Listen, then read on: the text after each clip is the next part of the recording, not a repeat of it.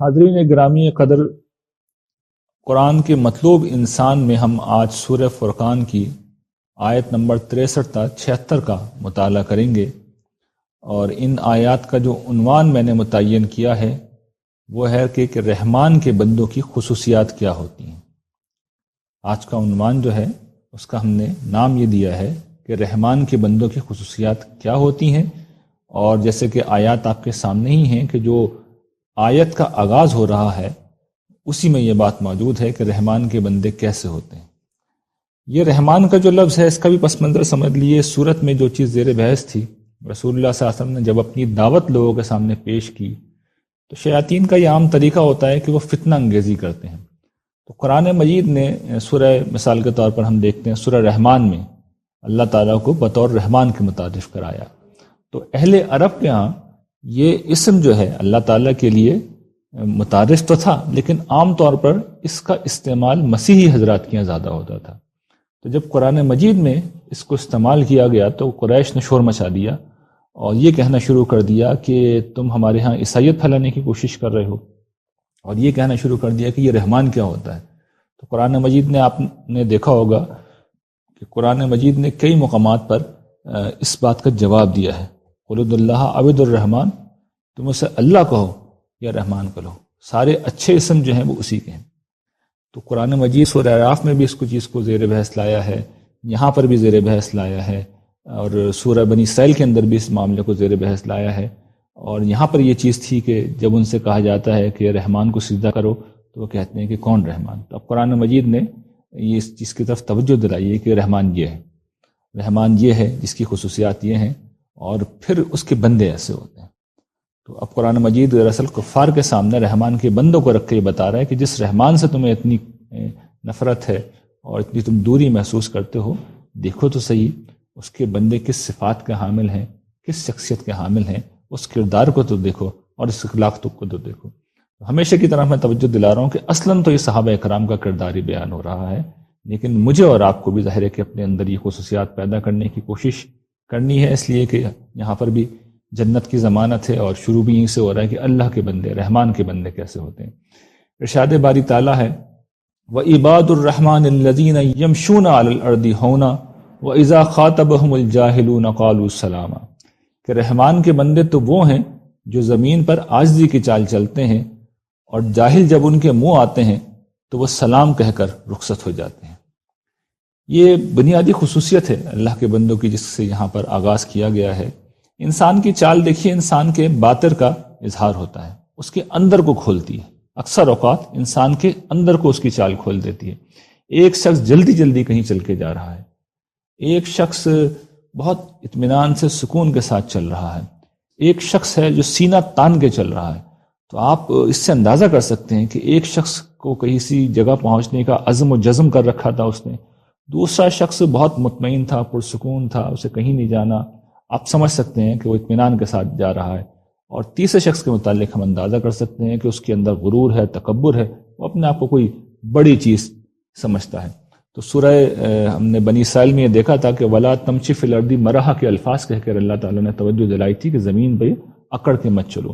تو وہاں پر وہ کفار کا رویہ تھا، اور یہاں پر اب اللہ کے بندوں کا، رحمان کے بندوں کا رویہ بیان ہو رہا ہے کہ رحمان کے بندے وہ ہیں جو زمین پر عاجزی کی چال چلتے ہیں۔ عاجزی کی چال کا مطلب یہ تو نہیں ہے کہ وہ بالکل مردہ ہوتے ہیں، مطلب یہ ہے کہ یہ ان کے اس باطن کا اظہار ہوتا ہے کہ انہوں نے اپنے خالق کو دریافت کر لیا۔ اس دریافت کا ایک اثر تو ہم ان کی نمازوں میں دیکھ چکے ہیں، قد افلح المؤمنون الذین هم فی صلاتهم خاشعون، کہ وہ اپنی نمازوں میں خشوع اختیار کرتے ہیں۔ تو جس روب کی وجہ سے وہ نمازوں میں خشوع میں آتے تھے، چلنے پھرنے میں بھی انہیں احساس رہتا ہے کہ یہ زمین جس پہ وہ چل رہے ہیں، یہ آسمان جس کے نیچے وہ موجود ہیں، یہ دھرتی جس کا وہ کھانا کھاتے اور پانی پیتے ہیں، اس کا کوئی خالق ہے، اس کا کوئی مالک ہے، اور ہم اس کے سامنے مکمل طور پر بے بس ہیں، بے کس ہیں۔ انسان جب اس احساس میں جیتا ہے تو گویا کہ پھر اس نے خالق کو دریافت کر لیا، اور اس کا مطلب یہ ہے کہ وہ خالق کی یاد میں جی رہا ہے۔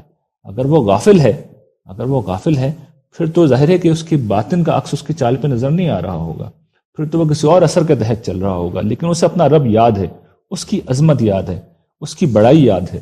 اس کے نتیجے میں پھر انسان کیا ہوگا؟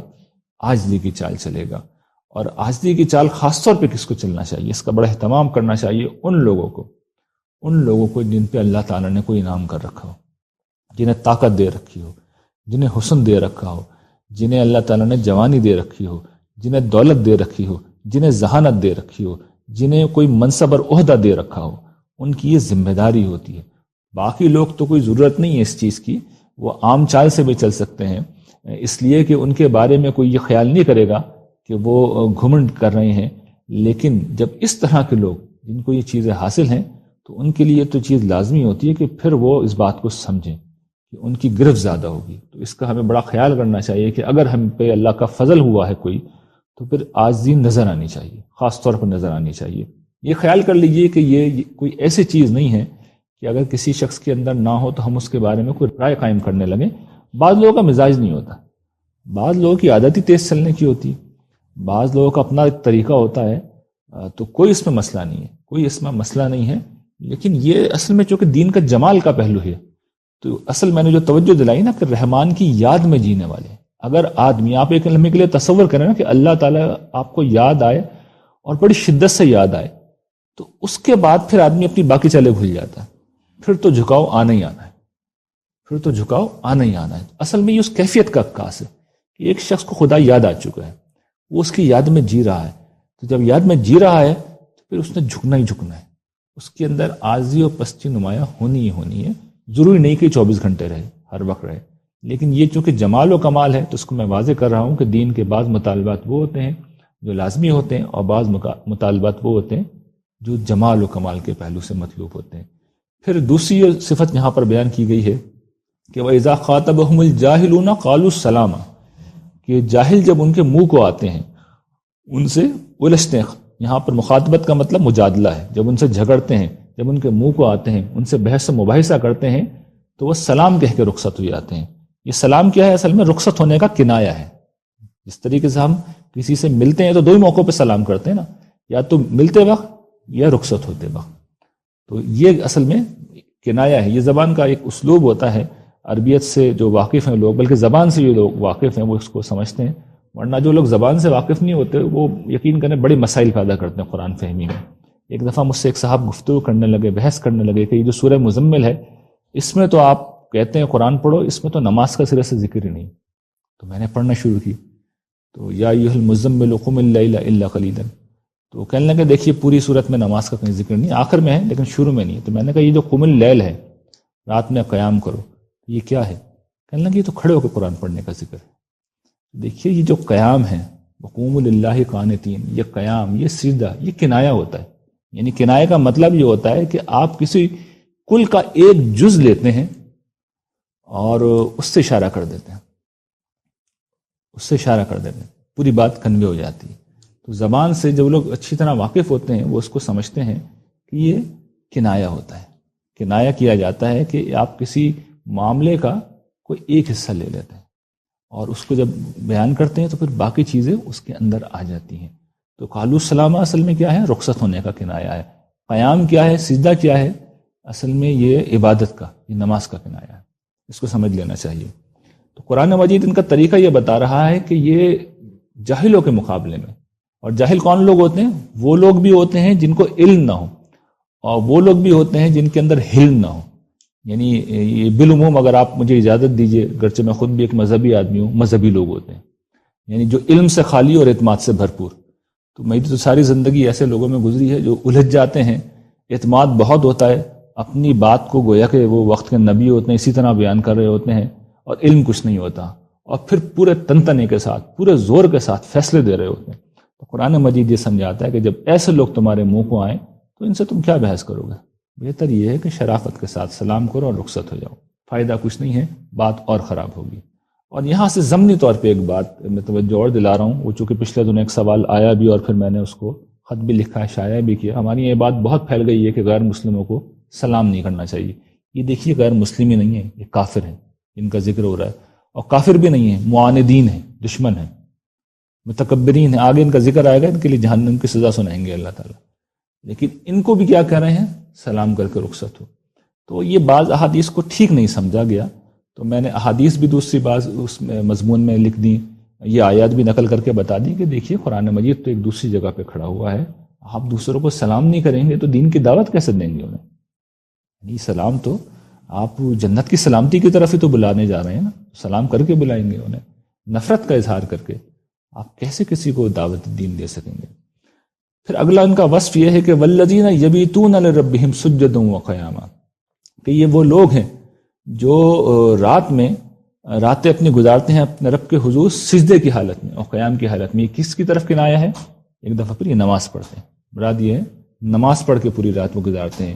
اور سجدہ و قیام چونکہ اس کا جزء اعظم ہے، نماز میں جو جزء اعظم ہے وہ یا تو قیام ہے کہ جس میں آدمی جو ہے رب کی سن رہا ہوتا ہے، قرآن مجید پڑھ رہا ہوتا ہے اور رب کی سن رہا ہوتا ہے، اور سجدے میں گر کے، سجدے بھی بڑے طویل ہوتے ہیں تہجد کے، تو وہ گویا کہ اپنی کہہ رہا ہوتا ہے۔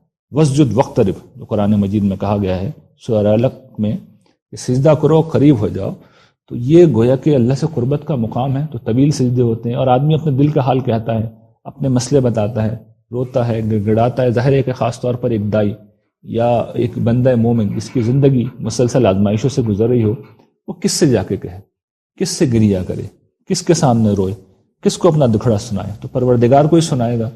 تو یہ دکھڑا سنانے کا بہترین وقت رابطہ ہوتا ہے، اس لیے کہ ایک تو اس وقت میں بہت سکون ہوتا ہے۔ عام نمازوں میں ڈسٹربنس ہو سکتی ہے، کوئی بھی گھر والا آ گیا، کوئی بھی دوست احباب میں سے کوئی بھی آ گیا، فون بج جاتا ہے، موبائل بج جاتا ہے، ملنے جلنے والے لوگ آ گئے، آدمی کو اپنا بھی کام کاج ہوتا ہے، اتنا وقت نہیں مل سکتا۔ تو ایک تو یہ سکون کا وقت ہوتا ہے، دوسرا یہ کہ اس کے لیے یہ آئیڈیل وقت اس پہلو سے بھی ہے کہ اخلاص کا آدمی بڑا اظہار اس میں اپنا کر رہا ہوتا ہے۔ یہ نماز لوگوں کے علم میں نہیں آ رہی ہوتی، اور پھر یہ طویل نماز ہوتی ہے، اس میں ظاہر ہے کہ بعض اوقات رونے کی کیفیت بھی ہوتی ہے، انسان گڑ گڑا بھی رہا ہوتا ہے۔ تو یہ تنہائی میں پڑھنے کی نماز ہے۔ یہ ہماری بدقسمتی ہے کہ لوگوں نے اس کو بھی اب جماعت کی نماز بنا لی ہے، لیکن اصلاً یہ تنہائی میں پڑھنے کی نماز ہے۔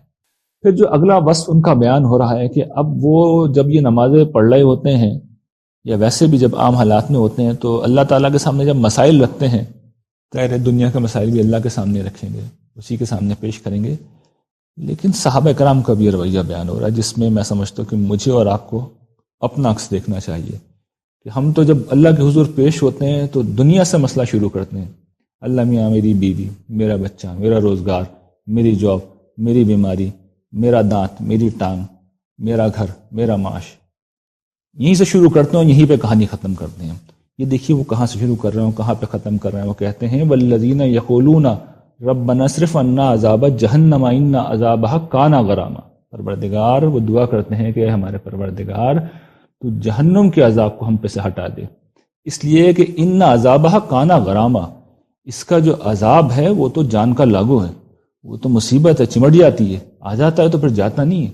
دنیا کی تکلیف تو آئے گی تو طے ہے، جائے گی بھی، اچھا نہیں جائے گی تو ہم عادی ہو جائیں گے، ہم ایڈجسٹ کر جاتے ہیں، لیکن وہاں تو مسئلہ ہے کہ وہ جاتا نہیں ہے، اور اس کا مسئلہ کیا ہے؟ انہا ساعت مستقرم و مقامہ، انہا ساعت مستقرم و مقامہ، کہ وہ بدترین ٹھکانہ ہے اور بدترین مقام ہے۔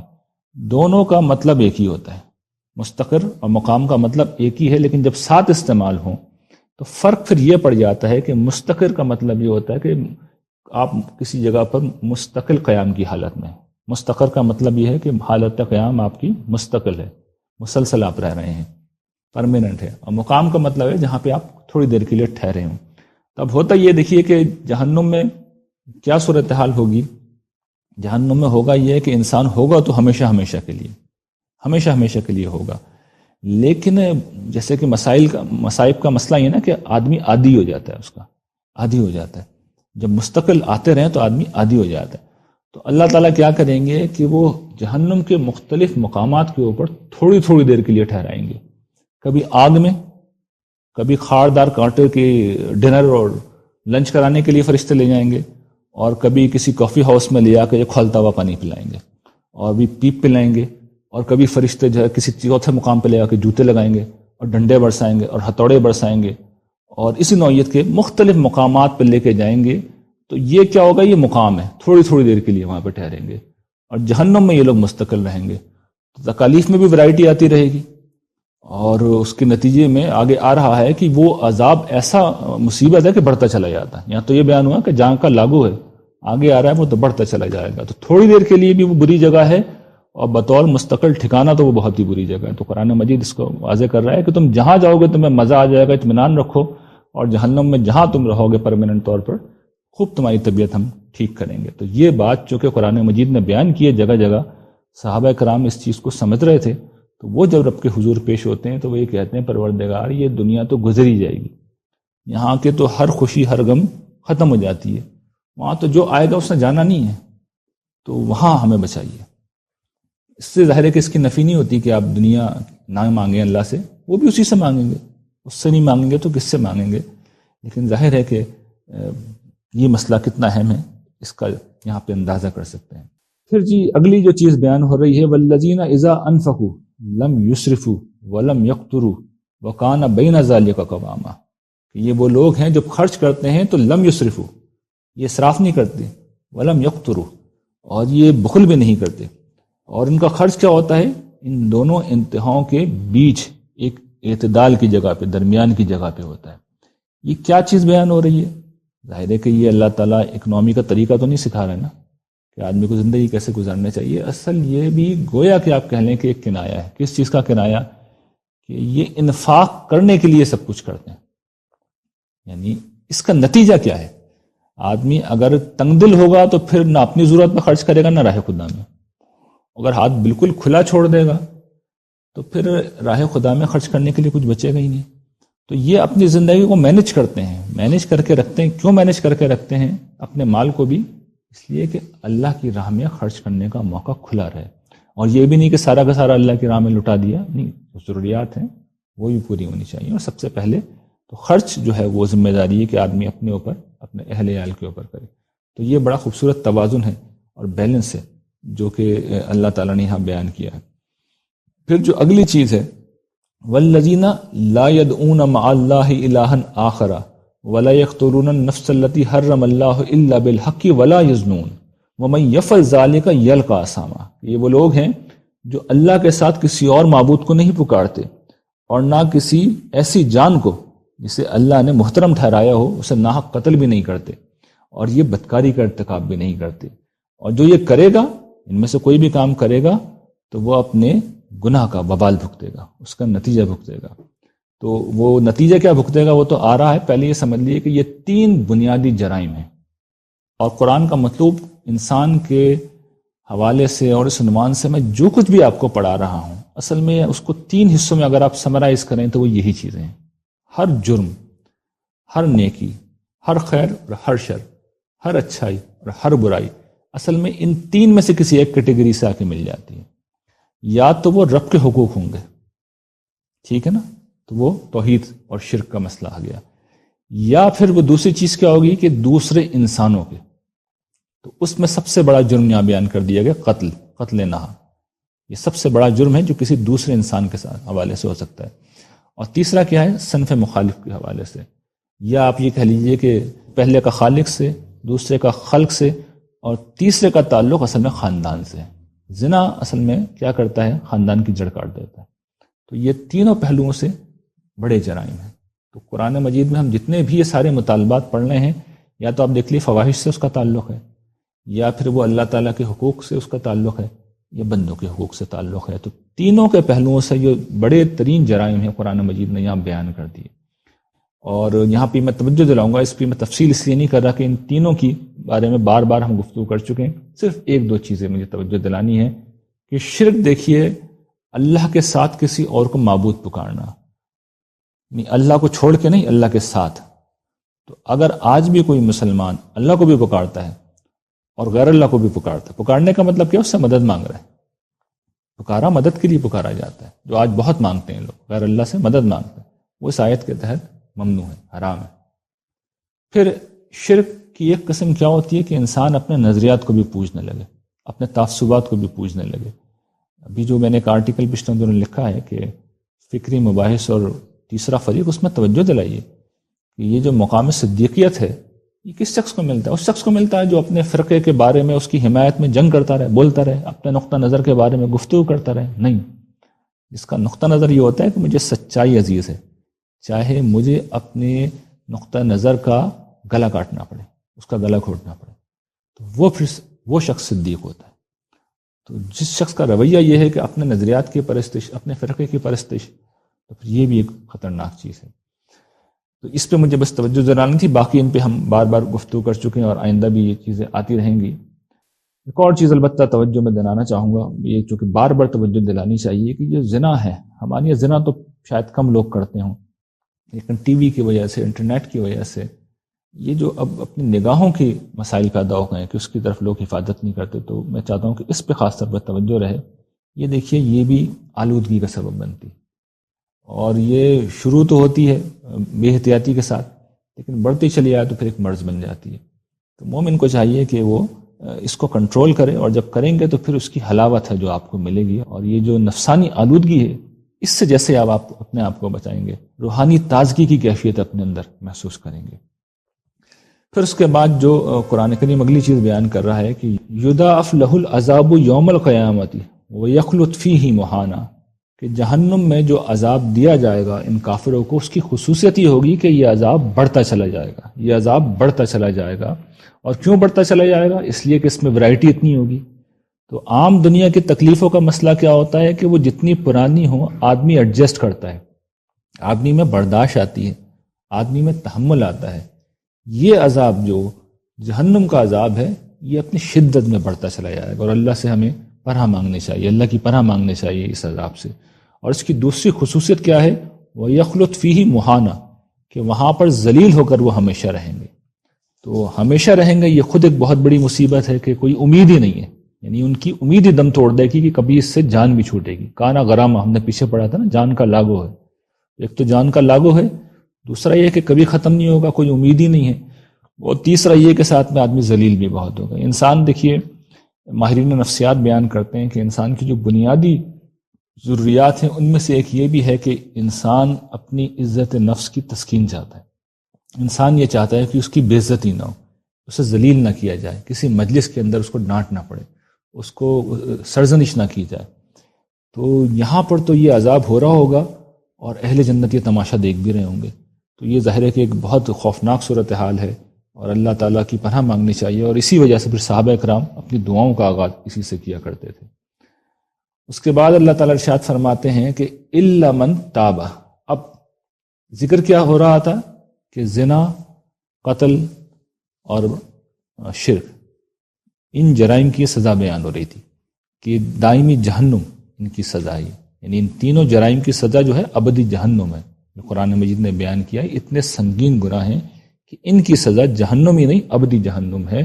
لیکن اگر کوئی شخص توبہ کر لے، الا من تاب و آمن، اور ایمان لے آئے، وہ عمل عملا صالحا، اور پھر وہ نیک عمل کرے، فاولئک یبدل اللہ سیئاتہم حسنات، پھر اللہ تعالیٰ ایسے لوگوں کے ساتھ کیا معاملہ کریں گے کہ ان کے گناہوں کو نیکیوں سے بدل دیں گے۔ کتنی بڑی بات ہے، ان کے گناہ جتنے بھی ہوں گے ان گناہوں کو نیکیوں سے بدل دیا جائے گا۔ وَقَانَ اللَّهُ غَفُورًا رَحِيمًا، اور اس میں کیا شک ہے کہ اللہ تعالیٰ کی ہستی بہت غفور، بہت بخشنے والی اور بہت رحم کرنے والی ہے۔ وَمَن تَابَ، اور جو کوئی توبہ کرے، وَعَمِلَ صَالِحًا، اور نیک کام کرے، فَإِنَّهُ يَتُوبُ إِلَى اللَّهِ مَتَابًا، تو وہ اللہ ہی کی طرف رجوع کرتا ہے۔ اور پھر وہ کیا ہوگا، اس کا مطلب کیا ہے کہ پوری سرخروئی کے ساتھ وہ رجوع کرتا ہے، یعنی اللہ تعالیٰ اس کے گناہ یاد دلا کے اسے ذلیل نہیں کریں گے، اسے شرمندہ نہیں کریں گے، اسے رسوا نہیں کریں گے، بلکہ اس کے گناہوں کو نیکیوں سے بدل دیا جائے گا، اس کے نامہ اعمال میں گناہ ہی نہیں بچیں گے۔ یہ توبۃ النصوح کا بدلہ ہے، یہ سچے دل کی توبہ کا بدلہ ہے کہ انسان کے جتنے بھی گناہ ہیں وہ نیکیوں سے بدل دیے جائیں گے، اور اللہ کے حضور وہ پہنچے گا تو سرخ روح ہوگا۔ متابہ کا یہاں پہ مطلب نکل رہا ہے، مفعول مطلق ہے، کہ وہ بہت اللہ کے ہاں سرخ روح ہوگا، عزت ملے گی اسے، اور اللہ تعالیٰ اسے بھی شاباش دے رہے ہوں گے کہ میرے بندے گرچہ تم سے گناہ ہوئے لیکن میں چونکہ غفور و رحیم ہوں، تو جاؤ میں نے تمہیں معاف کیا اور میں نے تمہیں اپنے ہاں عزت دار ہی لکھا ہے۔ تو یہ اللہ تعالیٰ نے بدلہ بیان کیا ہے۔ اور پھر اگلا ان کا جو وصف بیان ہو رہا ہے، والذین لا یشہدون الزور واذا مروا باللغو مروا کراما، کہ وہ لوگ کسی باطل میں شریک نہیں ہوتے، اور جب کسی لغویات سے، بےہودہ چیزوں سے گزرتے ہیں تو باوقار طریقے سے وہاں سے گزرتے ہیں۔ دیکھیے یہ جو دنیا ہے اللہ تعالیٰ نے حق و باطل کی رزم گاہ کے طور پر بنائی ہے، تو یہ جو حق و باطل کی رزم گاہ ہے، حق و باطل کی جو جنگ ہو رہی ہے، اس میں کچھ لوگ حق کے اوپر ہوتے ہیں اور کچھ لوگ باطل کے اوپر کھڑے ہوتے ہیں۔ تو اہل ایمان کبھی بھی باطل کے ساتھ نہ شریک ہوتے ہیں، نہ اس کے گواہ بنتے ہیں، نہ اسے دیکھتے ہیں، نہ اس میں کسی قسم کا حصہ لیتے ہیں۔ اور یہ باطل کیا تھا؟ رسول اللہ صلی اللہ علیہ وسلم کی مخالفت، آپ کے خلاف مہم جوئی، آپ کو بدنام کرنے کی کوشش، یہ سب اس دور میں لوگ کر رہے تھے۔ تو آج بھی یہ سب کچھ ہوتا ہے۔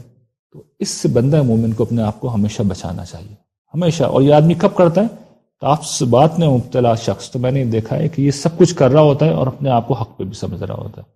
تو آدمی کو ہمیشہ بے رحمانہ اپنا احتساب کرنا چاہیے۔ کوئی باطل کا مطلب یہ کوئی بھی کام آپ جو اخلاقی معیارات سے گر کے کر رہے ہیں، پورے اخلاص کے ساتھ آپ کسی کے اوپر جھوٹ لگائیں، الزام لگائیں، بہتان لگائیں، نہیں بچیں گے آپ۔ کتنے بھی اخلاص کے ساتھ یہ کام کر رہے ہیں، پکڑے جائیں گے اللہ کے یہاں۔ تو یہ اصل میں یہاں مراد ہے کہ کام اگر اپنی نوعیت کے اعتبار سے برا ہے تو پھر تمہیں اس سے بچنا ہوگا، اس میں بالکل شریک نہیں ہونا تمہیں۔ اور کبھی تمہارا اس سے گزر ہو، اور جو صحابہ کرام کا رویہ تھا کہ ان کا گزر ہوتا تھا کسی بےہودگی سے۔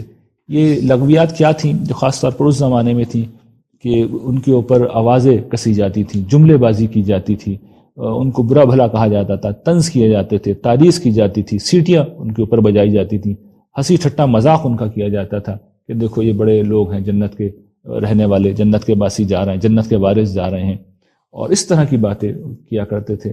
تو یہ ساری جو ہے الزام، بہتان اور اس طرح کی طنز و تعریض کی باتیں قرآن مجید توجہ دلاتا ہے کہ جب کبھی اس سے ان کا واسطہ پیش آتا ہے تو باوقار طریقے سے گزر جاتے ہیں، ان کا مقابلہ کرنے کی کوشش بھی نہیں کرتے۔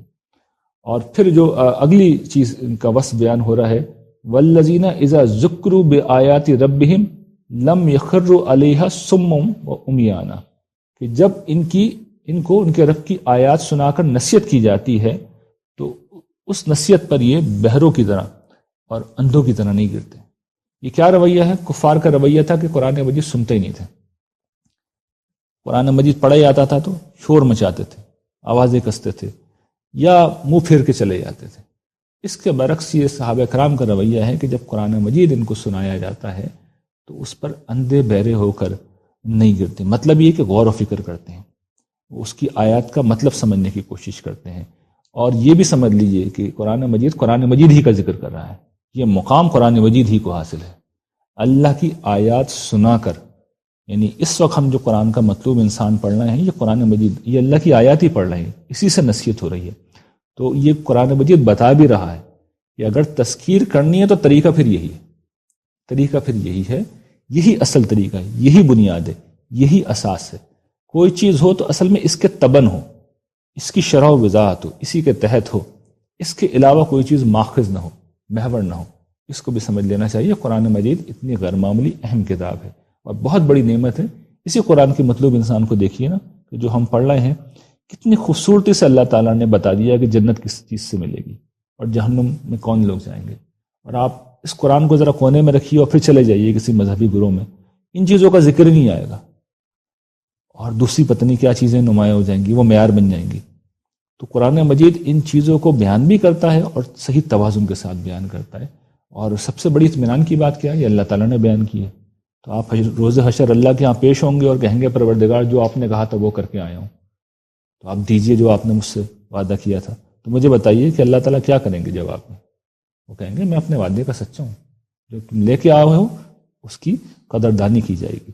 اور کوئی شخص کچھ اور لے کے پہنچ رہا ہے تو اللہ تعالیٰ پہلے سوال تو یہ کریں گے کہ تم وہ لے کے ہی نہیں آئے ہو جو میں نے کہا تھا، تو میرے امتحان میں نے جمع کا سوال رکھا تھا، تم نے تو تقسیم کا جواب لکھ دیا، تو تمہیں نمبر کیا ملیں گے؟ کس بات کے نہیں ملیں گے؟ صحیح یا غلط کی بحث تو بعد میں ہوگی، تم نے تو کوشچن ہی غلط اٹیمپٹ کر لیا۔ تو یہ ہمیں کتنا ایڈوانٹیج ہے کہ قرآن مجید ہمارے پاس ہے، اور یہ ہمارا کیا کام ہے کہ غور کریں، اندھے بہروں کی طرح نہ گرے۔ مطلب یہ کہ اسے زندگی بنائیں، اس کو اپنی شخصیت کا حصہ بنائیں۔ غلطی ہو جائے گی تو ٹھیک ہے، معافی مانگتے رہیں گے، رجوع کرتے رہیں گے، لیکن کرنا یہی ہے۔ اور آخری بات یہ کہ والذین یقولون ربنا ھب لنا من ازواجنا وذریاتنا قرۃ اعین وجعلنا للمتقین اماما۔ وہ کہتے ہیں کہ والذین یقولون، جو کہتے ہیں یعنی دعا کرتے ہیں، ربنا، اے ہمارے پروردگار، ھب لنا من ازواجنا، کہ تو ہماری بیویوں کو وذریاتنا اور ہماری اولادوں کو کیا کر دے، ہماری آنکھوں کی ٹھنڈک بنا دے، وجعلنا للمتقین اماما، اور ہمیں متقیوں کا امام بنا دے۔ یہ کیا ہے؟ یہ اصل میں اس رویے کی طرف اشارہ ہے کہ وہ صرف اپنے آپ میں ہی مگن نہیں رہتے بلکہ اپنی اولاد کی بھی فکر کرتے ہیں، اپنی بیویوں کی بھی فکر کرتے ہیں اور ان کی تربیت کی بھی کوشش کرتے ہیں۔ ظاہر ہے کہ دعا مانگ رہے ہیں تو تربیت کی بھی کوشش کریں گے۔ ذمہ دار دیکھیے کوئی کسی کا نہیں ہوتا، سب کو اپنا اپنا معاملہ ہی ٹھیک کرنا ہوتا ہے، اپنا معاملہ خود کرنا ہوتا ہے۔ پیش بھی اللہ کے یہاں تنے تنہا ہوں گے، کوئی کسی کے ساتھ نہیں ہوگا، لیکن آدمی کوشش کر سکتا ہے، توجہ دلا سکتا ہے، تربیت کر سکتا ہے، سکھا سکتا ہے، سمجھا سکتا ہے، اس سے غافل نہ ہو، اور سب سے بڑھ کر یہ کہ دعا کر سکتا ہے۔ تو یہ کرنی چاہیے کہ وجعلنا للمتقین اماما، ہمیں تو متقیوں کا امام بنا، ہمیں فاسقوں کا امام مت بنا، اور ہماری بیویوں کو اور ہماری اولادوں کو آنکھوں کی ٹھنڈک بنا۔ اور پھر اس کے بعد اب یہ بڑی خوبصورت چیز آ رہی ہے، جزا کیا ہے، بدلہ کیا ہے؟ بدلہ کیا ہے؟ ارشاد باری تعالیٰ ہے اولئک یجزون الغرفۃ بما صبروا، کہ یہ وہ لوگ ہیں کہ جن کو ان کے صبر کے بدلے میں جنت کے بالا خانے دیے جائیں گے۔